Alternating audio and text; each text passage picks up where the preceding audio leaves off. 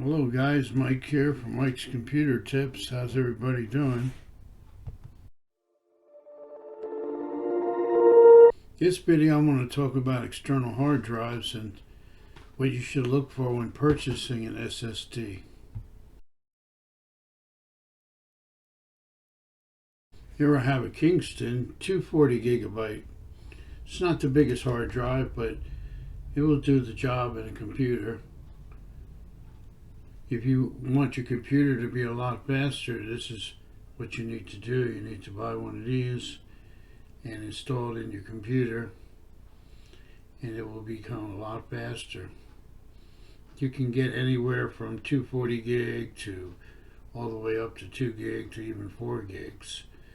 The higher the storage, the more it costs. I'd say about $50 it would cost for about a 1 terabyte.